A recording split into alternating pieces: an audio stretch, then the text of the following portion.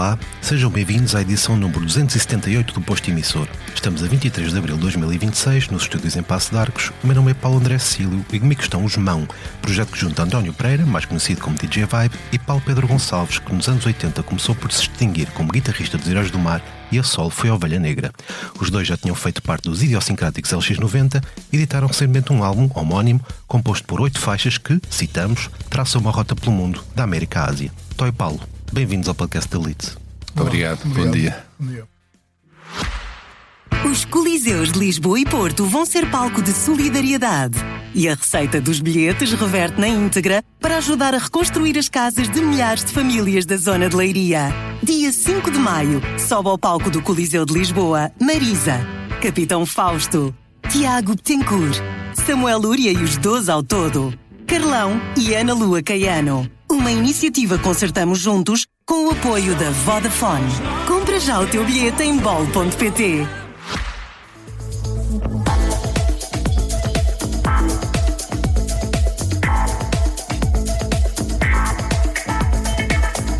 Estamos aqui para discutir os Mão, o vosso novo projeto juntos. Como é que nasceu esta banda?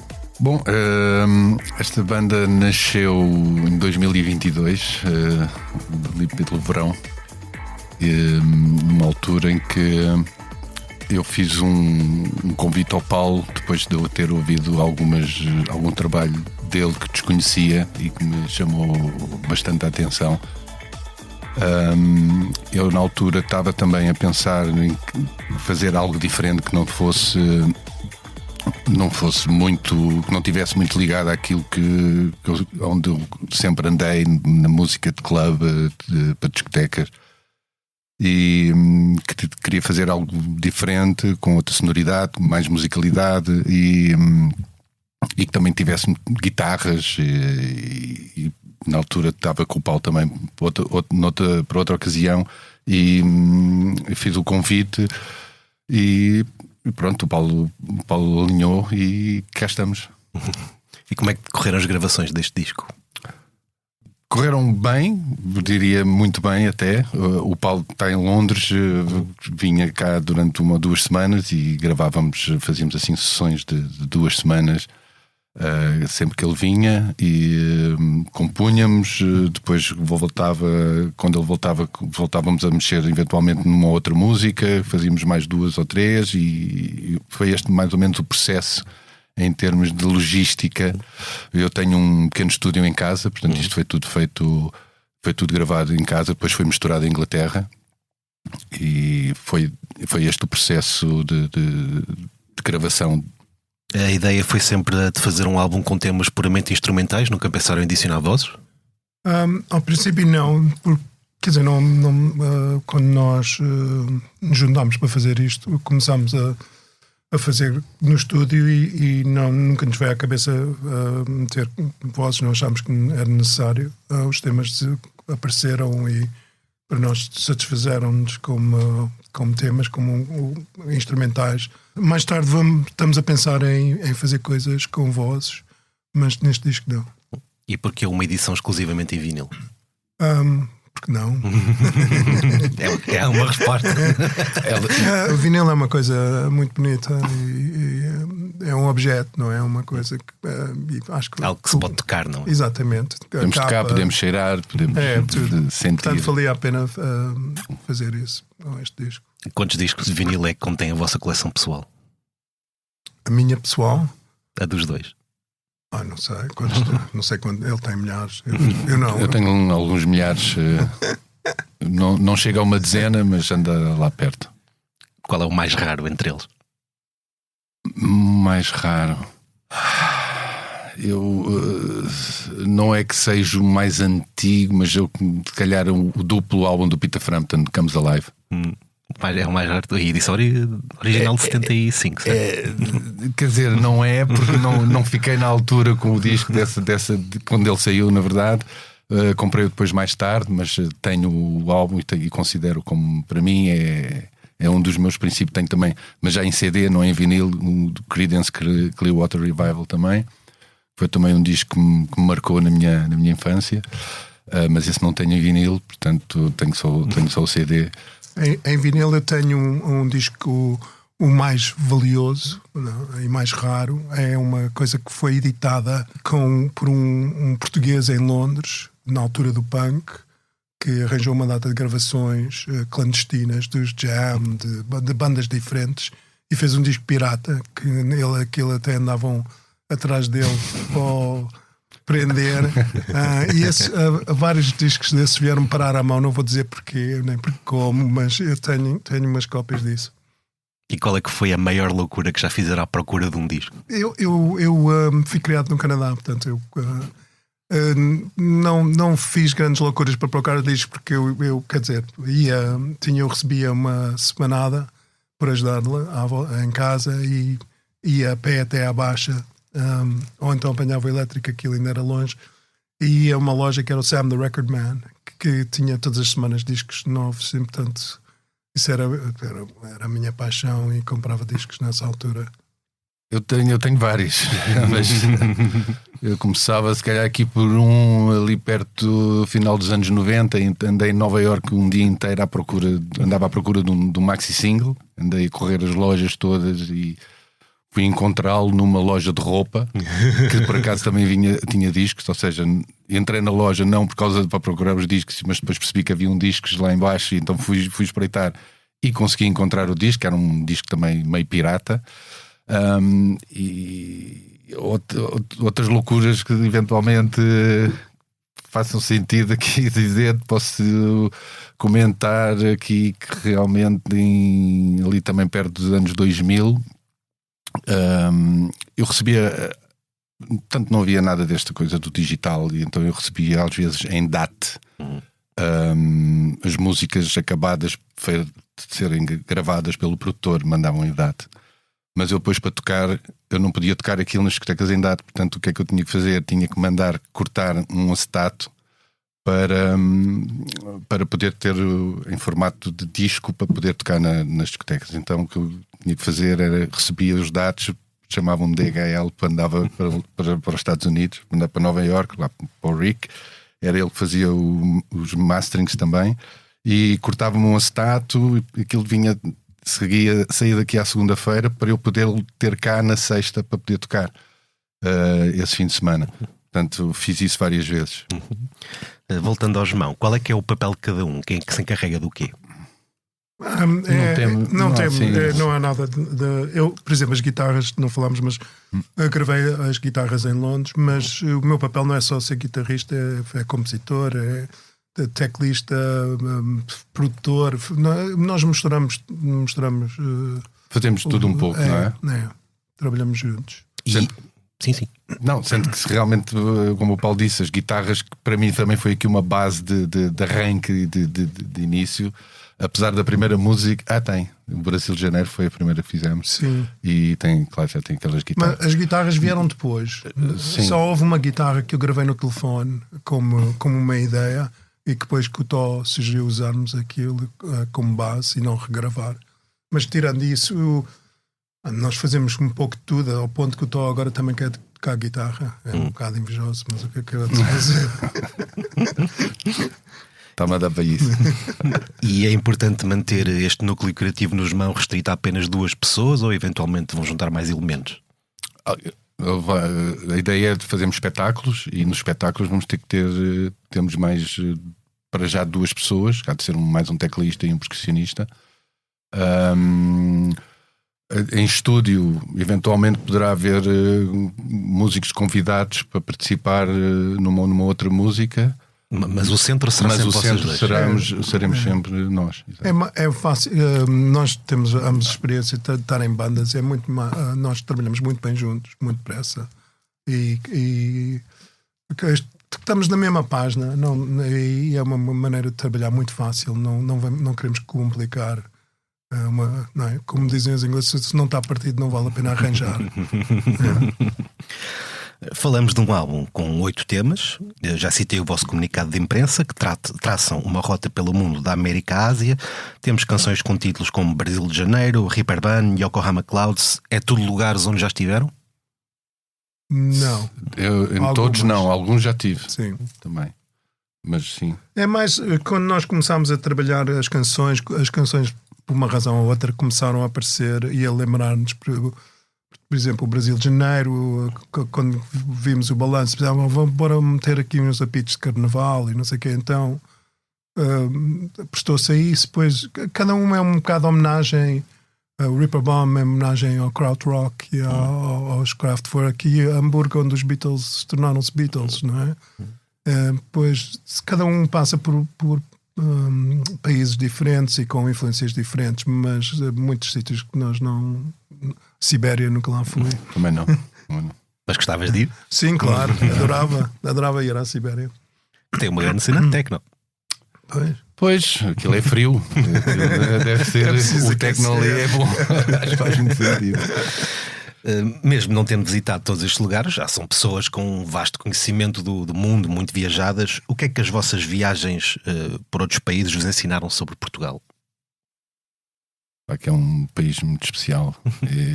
E nós acho que devíamos dar mais valor também.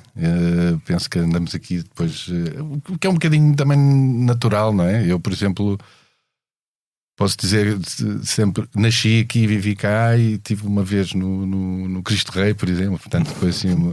Bem, eu também só fui uma vez ao Cristo Rei. Há pessoas que nem sequer receberam. Por exemplo, quando estive no Rio de Janeiro, estive no Corcovado. Portanto, nós não olhamos muito para nós próprios, às vezes, penso eu. Mas temos um país maravilhoso e deixa sempre saudade. E quando chegamos, é sempre bom voltar. Eu, por exemplo, eu vivo em Inglaterra desde 93 e fui criado no Canadá até aos 18 anos. Mas o meu coração está em Portugal. Eu acho que aquele ditado, a tua casa é onde está o teu coração, e realmente para mim Portugal tem uma coisa muito especial, e é daqueles sítios onde eu posso dizer mal de Portugal, mas mais ninguém pode dizer mal. Ninguém fora de Portugal tem o direito de dizer mal de Portugal.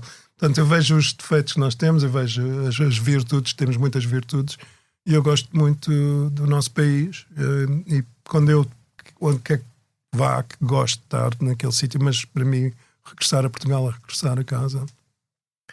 Também mencionam nesse comunicado à imprensa valores como a inclusividade, a aceitação e tolerância entre todos os povos e culturas.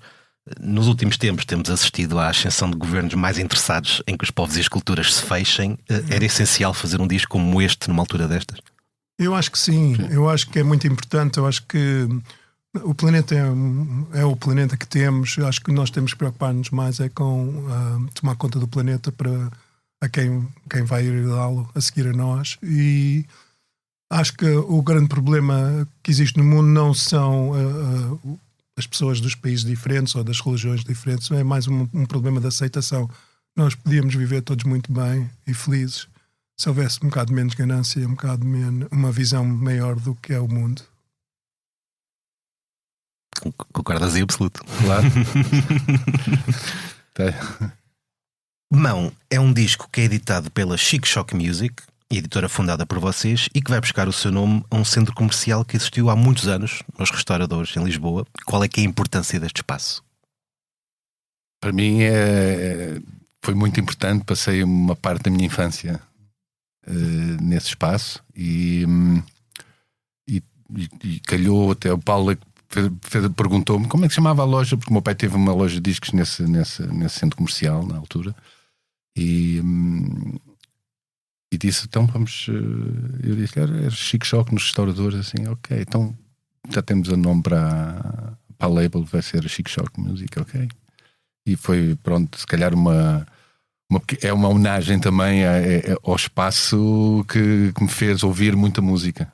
É isso, basicamente. Qual é a tua melhor memória desse espaço? Olha, entrar na loja e ligar as aparelhagens, as luzes da montra, começar a pôr um disquinho assim, logo que os centros comerciais abriam às 10 da manhã, não é? Que eu tinha que começar assim uma musiquinha mais calma, e depois subir lá em cima ao snack bar que tinha para comer uma tosta mista, depois voltar, aquelas coisas que ficam sempre. Havia ali depois uma rotina gira. À tarde dava uma escapadela e ao Cinema Eden ver um filmezinho da matiné, depois voltava, vinha outra vez para a loja, e foi uma época muito boa. E terá sido aí, a olhar para a montra, que começou a tua paixão pelo vinil? Sim, foi sem dúvida aí, porque eu comecei na altura das férias grandes, as férias de verão, ia com a minha mãe e com os meus pais passar o dia praticamente ali, não é? Pelo menos até à tarde. Depois a minha mãe vinha à meia da tarde, voltava para casa, não é? O meu pai ficava até à meia-noite. Eu às vezes também ficava com ela até à meia-noite, onde costumávamos também levar o pai do Vítor Espadinha à casa todas as noites, que era um senhor que parava muito lá na loja todas as noites, e o meu pai fazia questão depois de o deixar em casa, que ele vivia ali perto do onde é hoje a Time Out, era o mercado da Ribeira. E pronto, tenho toda esta imagem de descobrir a música de todos os géneros na loja, porque tinha acesso, e depois era um bocado a curiosidade. Ouvia uma capa, chamava-me a atenção, e esta capa, deixa eu ver o que é que isto é. Punha o disco a tocar, ouvia a música, e ia desde bandas sonoras, passava pela música portuguesa, obviamente, também. Era tudo, basicamente. Algum disco em particular que tenha ficado logo, mal o tenhas ouvido, que tenha ficado, uau, é isto? O álbum dos Police, por exemplo, o Peter Frampton, O Amor dos Heróis do Mar. O Amor dos Heróis do Mar, sim, também, quando apareceu. Portanto, havia os discos, quando chegavam, aquilo era uma excitação. E desde o vendedor da editora, que costumava ir à terça-feira a mostrar as novidades que iam sair na semana seguinte, que depois ficava já na cabeça assim: é para a semana que vai vir o novo disco de, pode ser, era Police, Clash, era tudo, Lena Lovitch, enfim, muita música ali que realmente fez-me aqui alargar o horizonte musical e não ficar só ligado aos gostar só de um determinado género de música. E eu penso que isso foi bastante bom para mim. Eu acho que esta história é engraçada dos vendedores andarem, que eu lembro-me quando nós estávamos na editora ao princípio, que o vendedor saía com as pastazinhas debaixo do braço, sim, com as capas em pequenino, em miniatura. Os discos que estavam para sair. Ou era um Júlio Iglesias, que aquilo era uma loucura. Quando saía um álbum novo de Júlio Iglesias, pá. E as lojas encomendavam, era engraçado isso. E eras frequentador desta loja também? Ia lá às vezes. O Paulo passava lá. O Rui Pragal também, António Variações, passavam com frequência. Lembras-te de comprar lá alguma coisa? Não me lembro de comprar nada. Eu acho que não comprava, ele era mais consumia. Eu ia só para passear, mas porque houve muita altura que eu não comprei música, não queria ouvir. Houve uma altura que eu tinha um Ghetto Blaster e eu ouvia cassetes. E era até irritante porque andava na rua a ouvir aquilo, mas discos não comprava. Entrei numa grande fase em que não queria ouvir absolutamente nada para não me estar a ter influências de outros artistas. Portanto, não andava à câmara. Ouvia música quando saía todas as noites, sem falta, durante 10 anos. Portanto, ouvia músicas nos Pastorinhos, no Frágil, no Kremlin, no Platô, no Alcantara, onde havia música, era onde eu ouvia música mais. Em 98, o Paulo disse em entrevista à Blitz, a quando da primeira edição do álbum da Ovelha Negra, que para criar é preciso destruir e que quase me apeteceu destruir tudo o que vinha de trás na nossa carreira musical. Foi um sentimento que também tiveste ao fazer este disco, ou esta vontade de destruição já ficou para trás? Não, naquela altura eu estava um bocado, sei lá, na ressaca dos Heróis e dos LX90, e nós tínhamos estado em Inglaterra com uma versão nova de que era os Kick Out the Jams e depois os Swamp, e era uma direção. E eu lembro de estar em Lisboa e a descer a Rua do Carmo, e estavam a tocar fados, e isto ainda o fado não estava na moda como está agora, e isto, estamos a falar em 96, 95, e eu lembro de ouvir aquilo e pensar, porra, isto aqui é a música de Lisboa, é esta música, então quero fazer qualquer coisa com isto, e veio-me à cabeça a primeira letra que eu escrevi, que eu pensei, o fado é uma coisa escura, o mais escuro que pode existir num país católico é virem as costas ao Jesus no dia que te foste embora. Portanto, foi a primeira letra que veio. Daí veio o álbum. E essa ideia de destruir tudo era porque também era um projeto que era só eu, mais uma pessoa que era o João Gomes, nos teclados e de fazer qualquer coisa completamente diferente do que tinha vindo antes. Com este projeto já se passaram muitas águas e agora foi diferente. É mais uma viagem para numa direção diferente do que o que eu tenho estado a fazer, e não é preciso destruir nada, é criar só. É juntar um bocado as ideias todas de toda a música do mundo e pôr num disco. E tu achas que para criar é preciso destruir? Não necessariamente. Podemos. Isto é como tudo. Por exemplo, o álbum tem 8 músicas. As 8 músicas, nem todas têm o mesmo. Ou penso que as pessoas não vão gostar de certeza das 8 músicas todas. Há uma, se calhar, que vai sempre ficar ali. Portanto, tem que haver uma ovelha ranhosa no meio, que é para podermos dar depois o valor ao resto. E não querendo ir muito destruir para depois construir, não é preciso destruir para depois construir. Acho que se pode construir sempre, ir construindo e deixar construído. Mas penso que será a melhor forma de compor e olhar para a frente, saber exatamente o que é que se quer e pôr mãos à obra. Voltando a essa questão do fado, nessa mesma entrevista tu citas uma conversa que tiveste com o Zé Nobre da Costa, numa viagem de carro, em que ele te dizia que achava ótimo o que a Ovelha Negra estava a fazer porque o fado está a morrer. Tu ainda ouves fado? Agora deixei de ouvir o fado.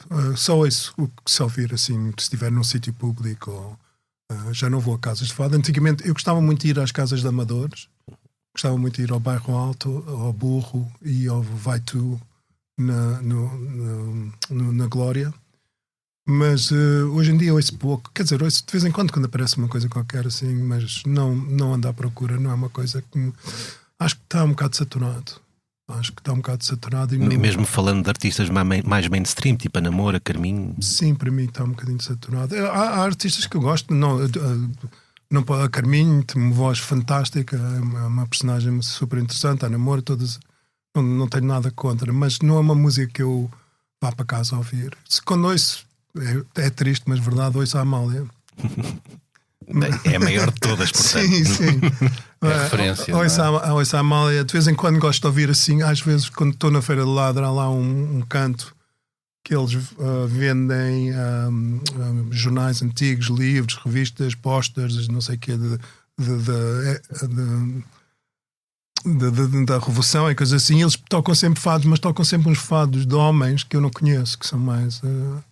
Que era uma coisa que eu conhecia pouco. E isso acho imensa graça, essa coisa de um bocado mais antigo, mas não é uma música que eu ando a ouvir muito. Fernando Farinha. Sim. Underground. E qual é a tua opinião sobre o fado, vai? Olha, eu estou um bocadinho aqui como ao Paulo. Não reconheço que há boas vozes a cantarem fado hoje, mas lá está, como temos isto não é querer ficar ligado ali ou agarrado ao passado.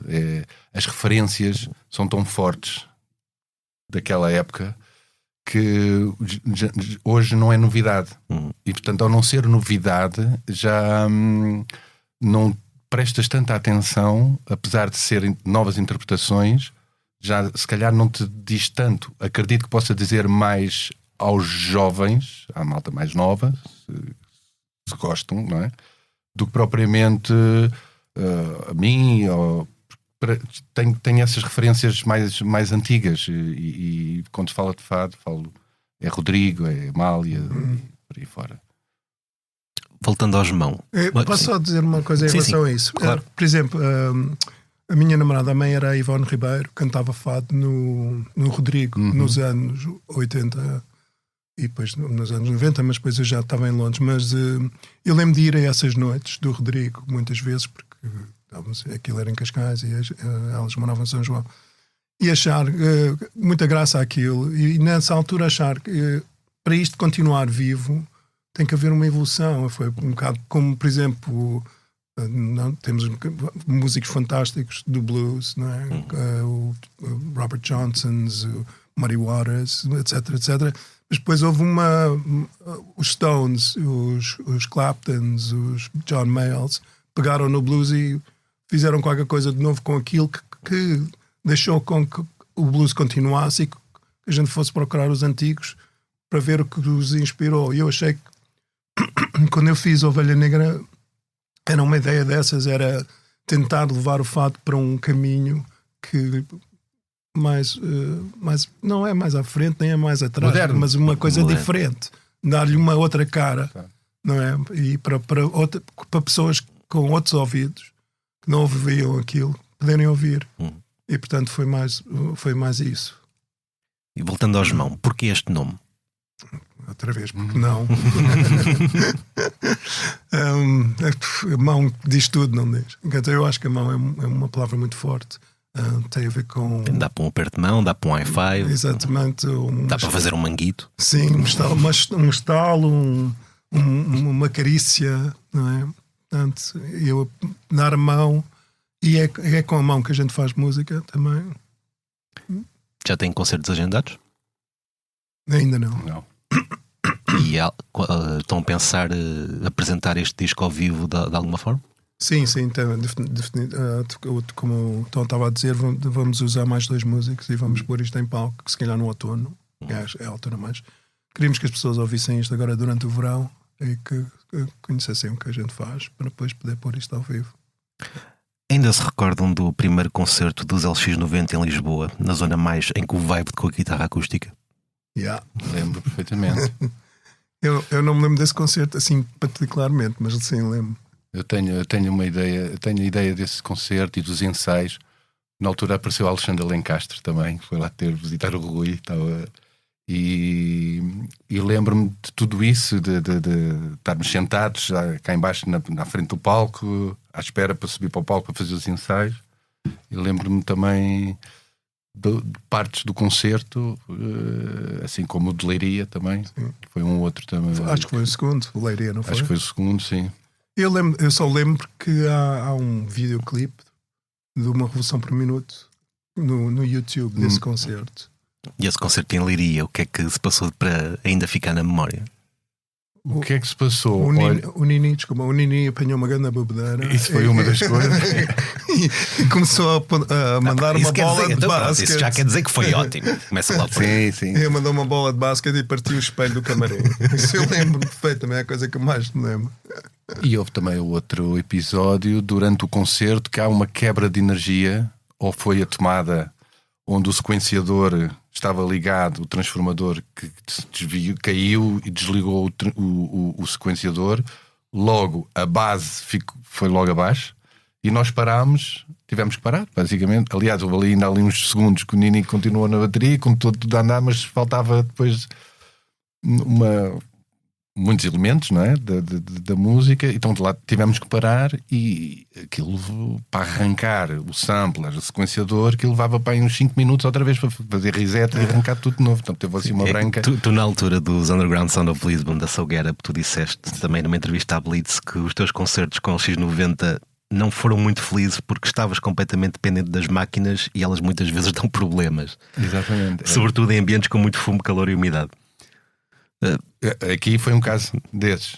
As máquinas realmente na altura era tudo muito mais instável do que hoje. E isto aconteceu em Leiria, mas também aconteceu num outro concerto. Não me recordo bem, mas eu lembro-me da Casca, quando fomos lá acima ao norte. Sim. Lembras-te? Fomos perto do Porto tocar num clube. Também aconteceu a mesma coisa. Portanto, e era... Foram vários os momentos em que te apeteceu dar um pontapé àquilo a ver se arrancava. Mas nós precisávamos daquilo para fazer tudo. Portanto, não havia como vamos ter que arranjar um plano B ou uma... Não dava. Tinha que passar tudo por aí. E depois, como aquilo estava tudo em sequenciado, exatamente, era complicado porque tu tinhas que entrar na parte certa. Não, nós estávamos muito bem ensaiados e era uma banda ao vivo muito boa, ao ponto dos espanhóis apaixonarem-se por nós e venderem-nos para o resto do mundo, né? Fomos editados em 10 países do mundo e a Geffen na América, na altura dos Nirvana, dos Guns N' Roses, quis-nos assinar e eu estupidamente não, quer dizer, com alguma ajuda do Tosé Brito, disseram que a gente devia de continuar na BMG porque a BMG ia olhar por nós na América e a BMG na América não fez nada por nós. Podíamos ter tido outra carreira se tivéssemos ido com a Geffen, mas mesmo assim vendemos em 10 países do mundo e demos uma turnê grande na Europa. Mas realmente É algo que te arrependes de não ter assinado pela Geffen? claro. Guns N' Roses, Nirvana, I mean, não é? Nunca se sabe, mas pronto. É o maior arrependimento da tua carreira. Fica só. Eu acho que arrependido não, porque quer dizer, o que é que aconteceu? Aconteceu que quando nós fizemos um showcase em Madrid, há uma história muito engraçada que eu depois posso contar. Força. Fizemos um showcase em Madrid e em os espanhóis, não é? A equipe técnica, e aquilo era um showcase para toda a indústria, toda a BMG América, porque eles queriam nos levar para a América fazer 2 concertos em Nova York e 2 concertos na Califórnia, em Los Angeles. E aquilo era bar aberto à espanhola e os técnicos apanharam uma grande bebedeira e o som foi muito, muito forte e eles assustaram-se um bocado e disseram: bem, vocês ainda não estão prontos para a gente gastar $1 milhão, que era o que ia custar para vos levar para a América. Portanto, e eu disse: então o que é que a gente faz? E ele: não sei. Eu disse: o que vamos para Londres?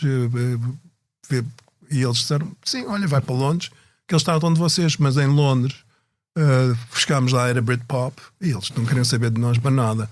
Portanto, acabou por não acontecer nada. Mas a história engraçada que foi, no dia seguinte, estávamos todos no VIP Lounge do aeroporto de Madrid e entrou o Ian Dury com um minder, com uma pessoa que olhava para ele, com o cuidador. E eu de repente: olha o Ian Dury, e toda a gente olha, não sei o que, eu vou-lhe dar um disco dos LX90, não é? Bem, comecei a procura dele no aeroporto de lado nenhum. O que é que eu me lembrei? Na casa de banho. E entrei na casa de banho, feito estúpido, e estavam o Ian Dury e o cuidador a fazer xixi agarrados a uma coisa. E eu: olá, Ian Dury, tenho aqui um CD para vocês. E o cuidador esticou assim a mão e continuou agarrado ao coisa. E eu dei-lhe o disco e fui a correr para a mesa e disse: vocês não acreditam no que é que eu acabei de fazer. De qualquer maneira, ele depois foi muito generoso e veio à mesa e desejou-nos muita boa sorte e que tudo corresse bem para nós. Mas só história triste, mas engraçada. Houve mais alguma situação que tenhas abordado músicos na casa de banho? Não. Só para fazer coisas que não se devem fazer. Mais memórias bonitas destes tempos dos LX90? Ou curiosas?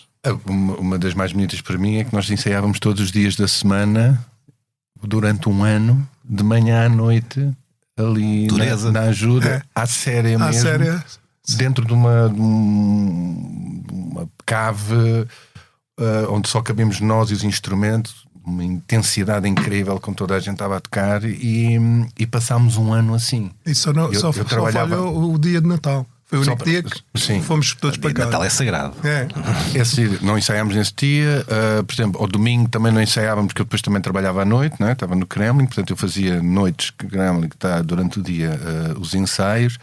E isso foi uma das coisas que me ficou sempre, que vai ficar sempre na memória como algo que é assim que também tem que ser, não é? Porque se tu queres chegar a um sítio e deliver, como se costuma dizer, tens de estar preparado, tens que ensaiar. Inclusive o Paulo depois decidiu também pôr-me a tocar a guitarra numa música, nos espelhos, onde tinha alguma relevância, porque entra a entrada da música também com a guitarra. E eu toquei guitarra, tinha tocado guitarra com 12, 13 anos, eu tinha ideias disso. E pronto, foi uma aprendizagem. Foi uma experiência ótima. Desculpa, com os LX90, portanto, nós tínhamos aquele ética de trabalho como fosse o Prince ou James Brown, uma coisa qualquer, em que nós realmente ensaiávamos aquelas horas todas. Ao vivo éramos uma banda muito boa, por causa disso também nós tivemos o sucesso, tivemos internacionalmente. Mas, e uma outra coisa que eu vinha dos Heróis do Mar, na altura que só havia 2 canais em Portugal de televisão, e que um gajo fazia playback atrás de playback atrás de playback. Eu com os LX90 disse: nunca mais fazemos playback, vamos à televisão, aos programas onde a gente puder tocar ao vivo, mas playback não fazemos. Então fomos a poucos programas, porque não havia muitos programas. Fomos ao Herman e acho que fomos ao Júlio Isidro. que eram os únicos sítios onde se podia tocar ao vivo. Imagino que os produtores torcessem o nariz quando diziam que não queriam fazer playback. Os técnicos. Sim. Porque não faz sentido. Aliás, mesmo o Top of the Pops em Inglaterra, nos anos 80, Margaret Thatcher, eles faziam playback. Eles começaram por não fazer e depois começaram a fazer playback. E a Margaret Thatcher foi ao Top of the Pops, não sei porquê, por que razão, e viu que eles estavam a fazer playback e disse: desculpa lá, mas isto não faz sentido. Tem que acabar com o playback. E acabaram com o playback. As bandas tiveram que começar a tocar. Não porque foi obrigação, mas porque pensaram, sim, porque é que... Está aí a razão dela ter ido. Ela foi para mudar isso. Na coluna que o Rui Pregal da Cunha tinha no set, houve uma ocasião em que ele lamentou as comparações que eram feitas entre os LX90 e os Heróis do Mar. Escreveu mesmo: será que alguém me explica o que é que as pessoas que me abordam acham que possa haver de semelhante entre os Heróis do Mar e os LX90? Este género de comparações era um problema à época? Para mim não, eu acho que mais para o Rui talvez, mas o Rui era a voz dos Heróis do Mar, era a voz dos LX90, portanto... Não havia como desvincular uma coisa da outra. Sim, essa coisa era mais um problema, mas a banda são duas coisas completamente diferentes. Aliás, quando os Heróis... Basta ouvir para perceber que são coisas completamente diferentes. E quando uma coisa que não sei se toda a gente sabe, mas quando os Heróis do Mar já estavam quase no fim, os Heróis do Mar, tanto... foi saindo, não houve assim um grande vamos acabar, uma zanga e vamos acabar, ou já chega, vamos acabar. Foi saiu o baterista, depois entrou o Nini como baterista, depois saiu o Carlos Maria, decidiu sair e estava só eu, o Pedro Aires e o Rui. E nessa altura eu sugeri o Tó entrar para os Heróis do Mar, em vez de termos um baterista, termos um loop, termos uma coisa de loops e fazer uma coisa que era os LX90, no fundo. E o Pedro não gostou da ideia, ele estava mais virado para uma coisa que depois veio a ser a Resistência. E portanto, isto é só para dizer que realmente os Heróis do Mar e aos 690, tirando de eu tocar a guitarra e o cantar, não tem nada a ver uma coisa com a outra. Assim como mão não tem nada a ver com os 690. Sim, nada. Quando os LX90 estavam a começar, o Paulo falou à Blitz sobre uma polémica que se calhar também é paranoia minha, do género: o que é o futuro da música portuguesa neste momento? 30 anos depois tens uma resposta para essa pergunta? Não sei, eu acho que há coisas muito giras, interessantes, giras é uma palavra, alguém usa essa palavra, interessantes na música portuguesa. Há algumas pessoas que eu acho com muito valor e há sempre coisas novas e é engraçado. Por exemplo? Pongo, acho muito graça. Pongo, que era uma coisa que eu não conhecia, eu vi fora de cá, portanto há pouca coisa que eu conheço. Capitão Fausto, há coisas que eu acho que são engraçadas e deve haver muito mais que eu não conheço, mas e deve haver música tipo africana, cabo-verdiana, sei lá, coisas engraçadas que não são mainstream ou que eu não tenho acesso. Mas uma coisa que me irrita um bocado na música, mas não é na música portuguesa, é na música internacional, a música a nível mundial, é que há aqueles formatos de soul ou que eu chamo de música de X-Factor, que os cantores cantam todos da mesma maneira. Há um sítio onde entra um rapper, o beat é todo o mesmo, o som é todo o mesmo. Antigamente, quando eu era miúdo, eu lembro-me de haver no top os Doors, as Supremes, o Otis Redding, os Beatles, os Stones. Era uma diferente, e todos eram diferentes também, todos eram pop, mas todos tinham um som diferente. Hoje em dia há uma grande união de som, e se é um género tem que soar assim, se é outro género tem que soar assim. Isso acho triste. Tudo muito industrializado, exatamente, não é? Parece que foi tudo feito na mesma linha. E ouves isso no Brasil, e ouves em Portugal, e ouves em Inglaterra, e ouves na América, e é tudo igual. E isso à espera. Gosto mais dos artistas que fazem coisas mais individuais e um bocadinho diferentes. Mas o presente da música portuguesa é aquilo que imaginavas à época que ia ser o futuro? Eu não imaginava no X-Factor ou uma voz, nunca imaginei uma coisa dessas na minha vida, não é? E depois temos uma coisa, por exemplo, uma pessoa vê o primeiro disco dos Heróis do Mar, vê o último disco dos Heróis do Mar, há ali uma evolução. Hoje em dia há muitos artistas que não lhes dão essa possibilidade de evoluírem. Ou tens um sucesso, se tiveres um sucesso, tudo bem, se não tiveres um sucesso, vais à vida. Não é? E se tiveres um sucesso, deves copiar esse sucesso. Exatamente, infinito, para continuar a fazer. Os Stones, o primeiro disco, agora vais ao Exile on Main Street, é dia e noite, não é? Os Beatles, vais o primeiro disco, o último disco. Os artistas têm que ter tempo para se desenvolverem, para criarem sons novos. Hoje a indústria não está virada para aí, a indústria está virada para o imediato. Para o imediato. É uma pena. Mas não terá sido sempre assim, a indústria sempre virada para aquilo que dá sucesso? Vocês são pessoas que viveram a indústria nos anos 80 e nos anos 90. Sim, é verdade, é verdade. Eu gosto o Frank Zappa tem uma coisa que ele diz. Quando ele estava a começar, as pessoas que eram os donos das editoras não percebiam nada de música, só achavam que aquilo era um bom negócio. E chegava lá uma pessoa qualquer, como o Frank Zappa, não é? Que eu não acredito que o Frank Zappa hoje em dia lhe desse um contrato. E dizia, eu quero gravar um disco. E o gajo dizia, ok, olha, dá dinheiro a este puto para o gajo fazer um disco, não é? Depois, de repente, mais tarde, nos anos 70, começaram uns hippies ou um género de pessoa que sabia o que é que os miúdos querem, que sabem o que é que os miúdos gostam. Portanto, eles começaram a escolher os artistas. E a partir daí, acho que a indústria virou completamente, começou aos poucos e a poucos a mudar, em que começa a haver uma ideia do que é um target ou um público para atingir, em vez de deixar expressão artística. Onde é que uns Velvet, por exemplo, hoje existia, mesmo o Bowie, não é? Eu acho que isso aqui é uma pena, porque eu acho que devia de haver espaço para as pessoas novas, com ideias novas, poderem fazer música. É complicado. E depois o streaming também não ajuda. Não é? Antigamente, quando nós chegamos os LX90 ou os Heróis, quando chegaram à editora, deram-nos dinheiro para gravar um disco e para comprar roupa, bons para tempos. comprar instrumentos. Hoje em dia vais a uma editora, eles mandam-te pagar a capa. Tu tens de tirar as fotos do teu bolso, tens de pagar para ter uma fotografia de promoção. Mudou ou muito. deduzem-te no royalty. Sim. É para a capa, é mais 20% para a promoção, quer dizer, és tu que estás a fazer tudo, mas também estão-te a retirar. No fundo estás a pagar para trabalhar. Não há um investimento das editoras. Epá, e depois as pessoas não querem pagar pela música, não é? Que é outro problema, porque uma pessoa, se eu tenho um problema de canalização, eu pago o canalizador para me arranjar, não é? Os canos. Agora, um músico trabalha horas e dias a ensaiar, não é? Compra instrumentos, se tem uma imagem tem que comprar roupa, etc. E sítio para ensaiar. E ninguém quer pagar. Também ninguém quer pagar por jornalismo. Pois isso é outra. E fotógrafos. Há muita gente a desaparecer, que é uma pena.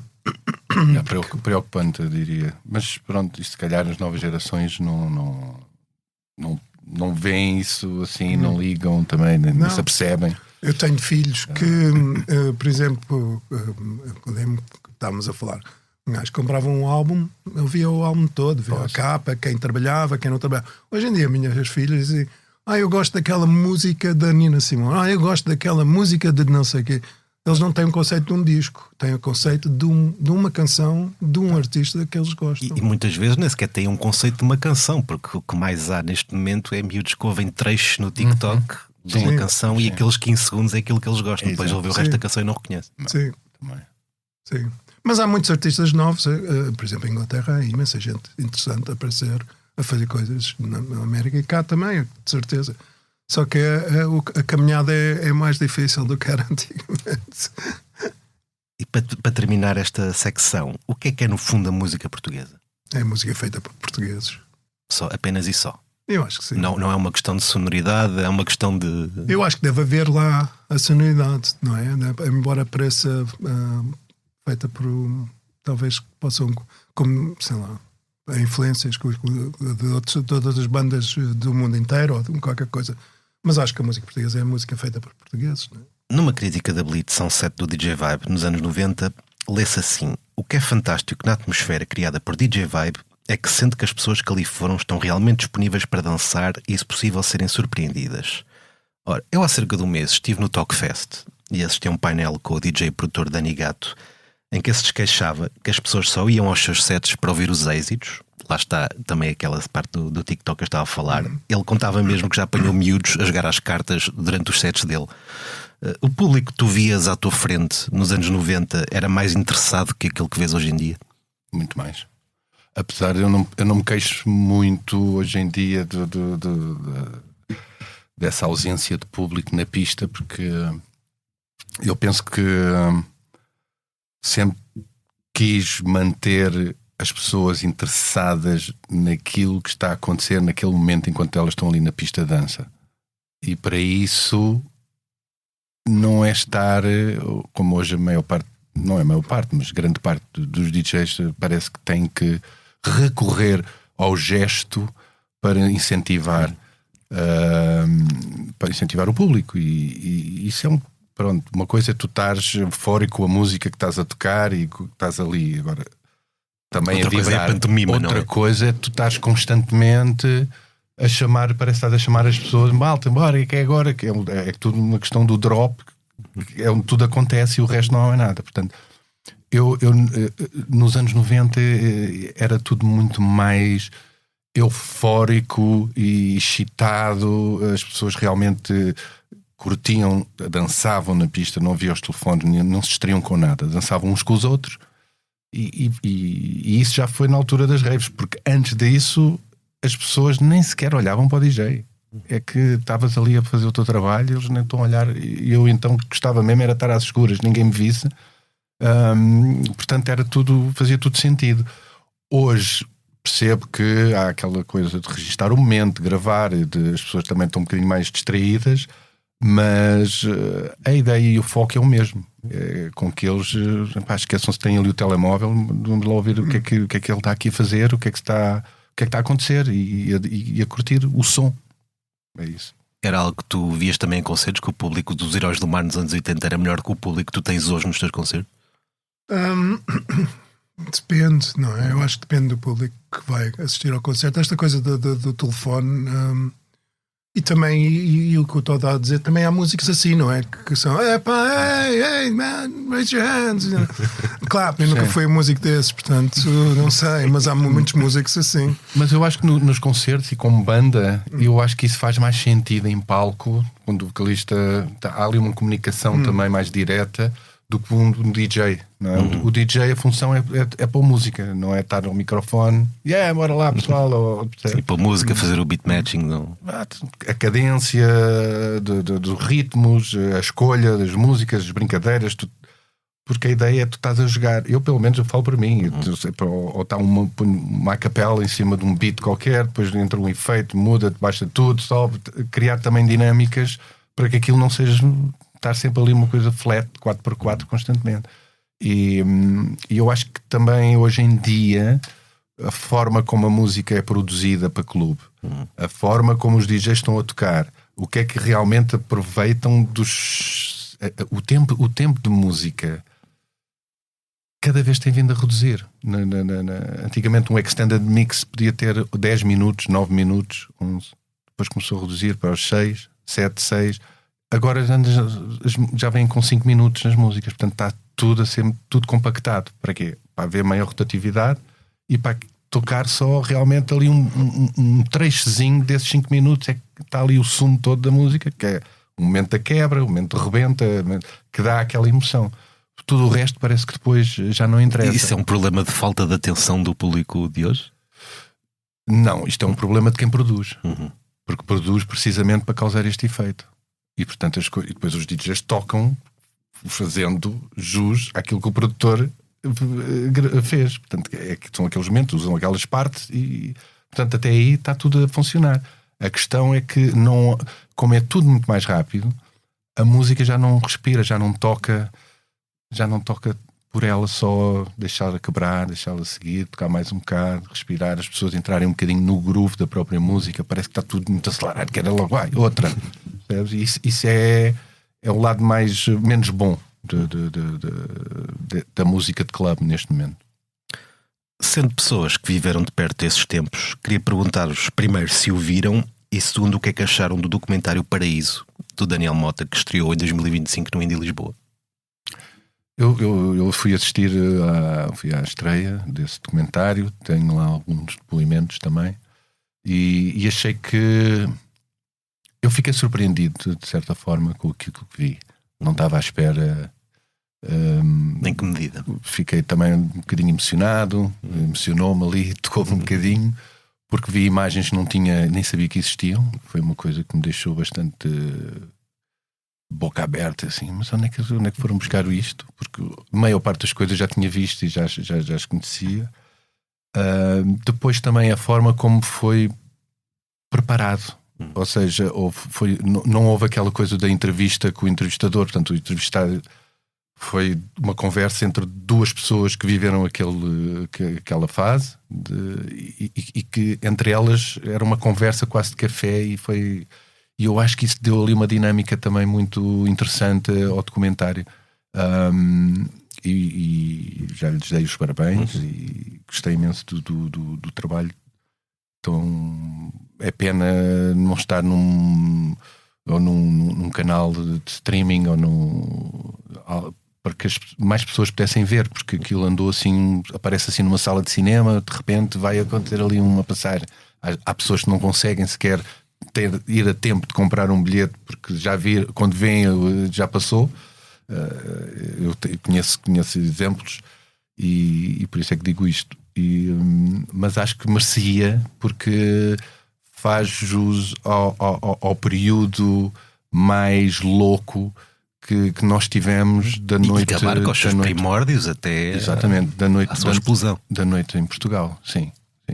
Tu chegaste a ver este documentário, Paulo? Eu não vi o documentário, não, mas estive lá. Então, tendo estado lá, quem te recorda desses tempos? Não posso comentar. Lembro-me muito pouco. Como é que eles dizem? Se te lembras dos anos 60 é porque não estiveste lá. Mas há alguma rave que te lembres de ter ido, pelo menos? Sim, fui a várias e havia Chabregas, ia sempre, sim. Onde é que eram estas raves das Chabregas? Era no armazém, era um amigo meu, era o João Silveira Ramos. Exatamente. Foram feitas lá várias festas, umas das primeiras fora de clubes, na altura. E gravámos um videoclipe dos LX90, o Tauá, não é? Acho que foi gravado lá. Foi lá. Era um warehouse incrível, um armazém. E Kremlin, e os After Hours todos que haviam na altura, que apareceram. Havia muita coisa. Era à noite, não era? Era à noite que existia na altura? Era. Era uma época em que Portugal era de facto um paraíso? Sim. Tudo era possível. Tudo era possível. Depois, a seguir à Revolução, quando eu saí do Canadá, era para ir para a Inglaterra fazer uma banda. E depois deu-se a Revolução em estúdio e eu acabei cá com os meus amigos todos que estavam fugidos à tropa, que eram mais velhos, voltaram para Portugal. E eu era para ir ter com eles em Londres para fazermos uma banda e acabei por vir para Portugal. Bem, eu acho que Portugal, a seguir à Revolução, teve uma altura que era uma loucura, mas em termos de liberdade, de expressão artística, de coisas novas que foram aparecendo, aquela vontade de criar, foi uma altura, uma época incrível que prolongou-se pelos anos 90, é isso. Continuando nesta questão da noite, o Vibe, que há 30, disse numa entrevista à Capital: estou completamente desgostoso por andarem a tentar restringir os horários da noite de Lisboa. Há quem esteja interessado em acabar com ela, com essa história de fechar tudo às 4 horas. Com todos os espaços que têm fechado hoje, com todas as restrições que querem impor ao Caixo de Areia e ao Bairro Alto, como os relatórios recentes que dizem que os jovens saem cada vez menos, a noite lisboeta arrisca-se a morrer ou já está morta? Perdão. Não, eu não diria que arrisca morrer, mas não anda em bons lençóis. Acho que há uma nova Lisboa, também ela feita por pessoas de fora. O que isso deixa-me um bocadinho não é triste, mas parece que nós não somos capazes de fazer. Tem que vir de fora outros para fazer. Isso é que me entristece aqui um bocado. Mas realmente isso foi um período, porque a noite em Lisboa, os horários eram simples. As discotecas abriam às 10 da noite e fechavam às 4 da manhã. Pronto, era este o funcionamento. O Platô, em 85, mais concreto, lá em dezembro de 85, mas em 86, porque os primeiros meses no platô, que era os sábados, aquilo tinha 20 pessoas, 30 pessoas, portanto havia pouca gente que ia ali ainda. Mas houve ali um momento que aquilo fez um clique e de repente aquilo começou. Só percebíamos que era fim de semana ou não, por causa de quantidade de pessoas que ficava nas escadinhas à espera para poder entrar. E aí é que percebíamos: opá, já é sábado, já está tanta gente aqui nas escadas. Portanto, aí percebias que era fim de semana, porque lá dentro estava sempre cheio depois. E fui eu, de certa forma, que comecei a puxar os horários um bocadinho para a frente. Porquê? Porque às 4 da manhã aquilo estava completamente cheio. Se a gente fechasse aquilo às 4 da manhã, parasse a música, ia dar confusão com a saída, toda a gente a querer sair, enfim. Então são mais 15 minutos, era 4:15. Operávamos às 4, mas depois punha-se mais um bocadinho, fazia-se ali um encore. Depois começou para as 4:30. Depois era 4:45. E aquilo foi-se esticando assim aos poucos. E havia na altura, era Macário Correia, que era um ministro, não sei se era da cultura, mas porque o platô depois estava também num edifício, no último andar havia um apartamento que viviam lá 2 pessoas e que se começaram a queixar também do ruído. E eu lembro-me de estar com o Macário Correia não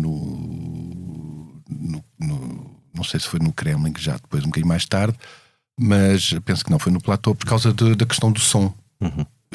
Aqui queriam começar a introduzir, falava-se em medidores de decibéis por causa do som, que não podia estar tão alto. Depois foi também a questão dos horários também, portanto foi tudo ali ao mesmo tempo, onde depois, por exemplo, o Kremlin tinha que fechar às 4 e voltava às 6 da manhã a abrir com uma licença de pastelaria para não... Tinham depois lá dentro uma pessoa com uns croissants a passar pela sala, não fosse haver uma fiscalização e dizer: mas o que é que vocês estão aqui a vender? Croissants. Era aquilo completamente cheio, o pessoal ficava ali 2 horas nas escadinhas à espera. E eram bons ao menos? Uns eu não sei, nunca comi nenhum. Mas o que é certo é que houve esta necessidade de esticar, de esticando a noite. E foi assim um período um bocadinho que estava a ver que não ia sendo possível, porque na verdade as coisas todas, os horários foram-se esticando por si. As pessoas começaram a jantar mais tarde, os bares começaram a fechar mais tarde, portanto as discotecas também tinham que fechar mais tarde, porque senão as discotecas não compensava estar abertas, porque para estarem a funcionar e muito tempo. O pico das discotecas eram ali 2 a 3 horas. Seria para ir das 4 às 6, se tivessem aberto até às 6 ou até às 7, ou 3, 5, 3, 7, por aí. E quer dizer, são encargos grandes de despesa, não é? Que é preciso ter para ter uma porta aberta numa casa assim. Enquanto que, por exemplo, os bares que supostamente deveriam fechar às 2 da manhã já se seguiam com música mais também dançada, para as pessoas dançar, portanto já ficavam até às 3, quase 4.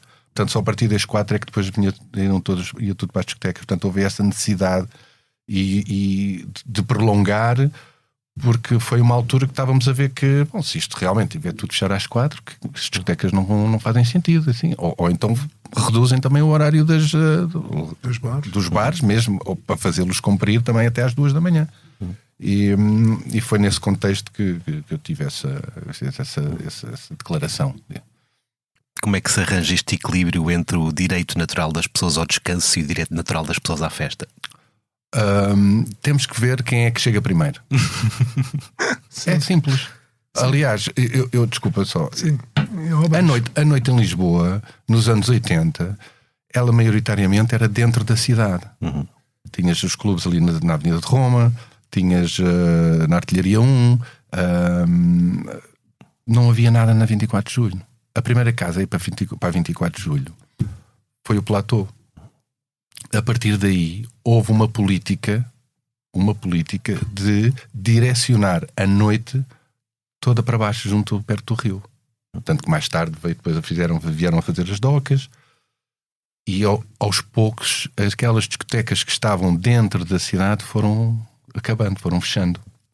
por causa precisamente de arrumarmos aqui a casa. Ou seja, porque as pessoas, às vezes não é o problema das discotecas, era depois o barulho que as pessoas faziam quando saíam e em zonas de habitacionais, portanto era chato, é óbvio que sim. Mas, por exemplo, no caso do platô, quando estas duas pessoas vão viver lá para cima, já o platô lá estava. Por isso é que eu digo que quem chega primeiro devia de... Porque na verdade é um bocado isso, ou seja, se eu for morar perto de um aeroporto, eu sei que vou levar com os aviões a passar. Portanto, se eu não quero aviões a passar, é melhor não procurar uma casa perto de um aeroporto. E isso aplica-se também, neste caso, aos clubes. Agora as coisas parecem um bocadinho mais organizadas, mas era isso. Queres acrescentar, Paulo? Não, estava só a pensar, mas é complicado porque, por exemplo, o bairro alto tinha gente a morar e tinha a noite toda, não é? Mas já era um bairro, já era mais fácil de aceitar também. Pronto, havia ali gente mais velha, depois começava, também tinha, vocês maranhos, mas daqui. Sim, é complicado, é um bocado aquela coisa que o Tom estava a dizer, porque, por exemplo, eu sei que em Londres, por exemplo, há mercados, por exemplo, Portobello, que é um mercado de roupa e tem comida, tem tudo e não sei o que aí. Aquilo antigamente era uma zona um bocado mais de jamaicanos, de hippies, de não sei quem era como se mudar. De repente as pessoas com dinheiro começaram-se a mudar para lá e as pessoas com dinheiro começaram-se a queixar que o mercado começa às 5 da manhã, que faz muito barulho, que eles querem descansar, mas é um bocado o que eu estou a dizer. Quem chegou lá primeiro, o Portobello está lá há 100 anos e resiste. E os outros é que foram invadir. E os outros é que invadiram, não é? Portanto, mas ainda lá está. E continua lá. Mas estão sempre a tentar dar cabo daquilo. Voltando às lojas de discos, tu, Vibe, foste consultor de encomendas e vendedor da Bimotor. Antes de perguntar o que é que recordas desses tempos, eu queria abordar aqui uma situação, um artigo que saiu hoje na Blitz sobre a loja Torpedo, nomeadamente sobre o Gilbertin, que era um punk francês, saltou um banco, mudou-se para cá e fundou a Torpedo. E para esse artigo eu falei com o João Rolo, que era um profissional ligado a editoras independentes e alternativas, que me disse que a Bimotor se preocupava com o que a Torpedo tinha. Isto é verdade ou não? Se calhar sim. É possível. Eu estou a tentar, realmente Torpedo está-me aqui a fazer... É do Recio. Sim. Bom, a minha relação na Bimotor, a minha função na Bimotor, eu tratava das importações dos Estados Unidos, apenas e só. E penso que a Torpedos ia ser uma coisa mais alternativa, era mais rock seria alternativo, ser sim. Mais... Não é que na América não houvesse, que havia também o rock alternativo, mas não, eu não era essa a música que eu escolhia porque eu fazia as compras para a Bimotor de tudo o que havia de dance music nos Estados Unidos. Mas é possível que possa haver chamada à concorrência, não é? E se eles se preocupavam era porque se calhar eles deviam ter também realmente boa música, e não é só ter boa música, é tê-la primeiro, não é? Que era aí um bocadinho que ganhavas também nome, era por seres dos primeiros a ter este ou aquele disco, e é bem possível que houvesse aí alguma preocupação em relação à música que eles iam ter. Eu lembro-me de outras lojas em Lisboa que a mim preocupavam porque também tinham a música, ou tentavam ter a música também que eu pessoalmente importava. No Arieiro, por exemplo, havia uma loja de importação de discos que acontecia isso, e eu gostava de não só de ir lá sempre também para ver o que é que eles tinham, até para comprar depois também para mim ou para a discoteca onde eu estava, porque na altura os DJs não compravam as músicas, quem comprava eram as casas. Portanto, tirando isso, acho que não havia mais nada a não ser realmente a Bimotor era uma loja de referência, e nem sei porque é que eles houve esse comentário, mas pronto, é porque sim, porque devia de lhes fazer alguma moça. Tu conhecias a Torpedo, nem por isso, Paulo? Não, mas o que é que aconteceu? Estou curioso. É o punk que assaltou o banco. Isso Estamos a falar uma de grande pessoa, história. uma pessoa que era o Gilbertin, mas também podes ler no site do Também. Manager. O Gilbertin era um punk francês, tinha uma banda punk Oi em Bordeus. Entretanto, dedicou-se a uma vida de crime, assaltou um banco, nem era bem um banco, era uma loja de valores, que era a Brinks. fugiu para a Espanha, depois fugiu para Portugal e, com parte do dinheiro que roubou, fundou a loja de discos Torpedo, mantendo-se cá em Portugal durante 6, 7 anos, talvez. Até ser apanhado e vieram cá buscá-lo? Não vieram cá buscá-lo, ele entregou-se 20 anos depois. Uau. Vendeu os discos todos, pronto, já está. Mas esta loja foi muito importante para quem lá foi muito importante para a cultura rock alternativa. Exato. Porque foram os primeiros a ter bandas como Big Black, foram os primeiros a apostar nos Nirvana, por exemplo. Okay.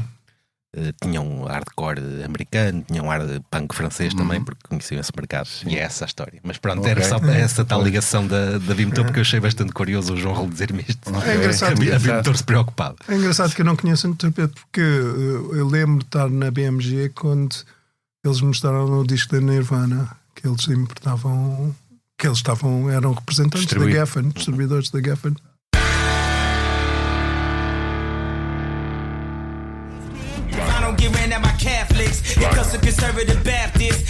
Continua a onda de cancelamentos dos concertos de Kanye West pela Europa. Depois do festival Wireless no Reino Unido e de Marselha em França, Polónia e Suíça também disseram não às pretensões do polémico músico de levar até esses países a sua nova digressão. Por cá, mantém-se o espetáculo agendado para dia 7 de agosto no estádio do Algarve. Contatado pela Blitz, o Ministério da Administração Interna disse estar a acompanhar a situação e que, caso seja feita alguma avaliação de risco pelas autoridades competentes, concluam que, de facto, a vinda e o concerto deste artista constitui um perigo ou uma ameaça a nível nacional, aí sim terão de ser tomadas medidas em conformidade. Deve o concerto do Kanye ser cancelado ou não? O que é que vocês acham? É ridículo, acho ridículo, porque cancelar porque é como aos Pistols, para cancelar os Pistols ou cancelar, sei lá. Quer dizer, os Pistols atuais se calhar era bom cancelar. Sim, atuais agora sim. Mas os antigos também quiseram cancelar. Acho ridículo. Não gostas, não ouças. Quer dizer, não é. Não vais. Cancelar é uma coisa. Não sim, faz sentido, é essa, só proibir. Quer, não é? Cancelem a guerra. Isso é que era que eles deviam de cancelar. Que é uma coisa que está a matar uma data de gente inocente.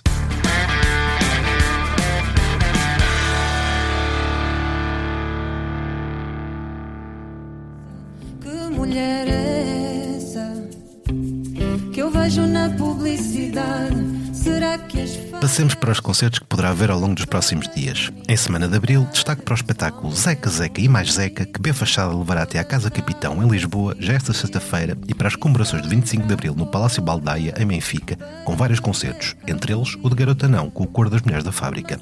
A Enxofada celebra 20 anos de existência com uma festa no MUC, no Porto, a 26 de abril, e os Machined regressam a Portugal na terça-feira, 28 de abril, para um concerto na Sala Lisboa ao vivo. Onde é que vocês vão passar o vosso 25 de abril? Eu vou à marcha no sábado. Fui convidado por 2 amigos meus, o Pinela e a Nazaré. E eu devo ir à marcha. Portanto, é isso onde eu vou passar o meu 25 de abril. A descer a Avenida Liberdade. Eu vou passar à procura de uma série de discos de vinil, porque vou tocar no domingo a seguir no Lux à tarde. Então vou estar o sábado todo a ouvir música para domingo. Portanto, digamos em pré-preparação da matiné. Podemos esperar alguma remistura de alguma canção de intervenção para esse set no Lux? Ou... Já vai ser no dia 26, não sei. Vamos ver. Poderá ser, vamos ver o mood também.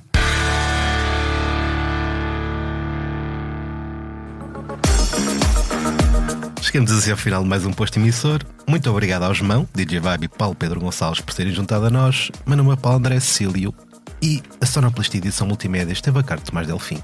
Como de costume, terminamos com uma breve leitura à escolha do convidado. Eu? Oh, Jesus. Ok. Do Ovelha Negra. Eu menti à saudade e disse que já não te amava. E como se fosse verdade, parti para o mar numa jangada. Quando caí em mim, já não podia regressar. Por isso o povo diz que a mentira é filha do azar.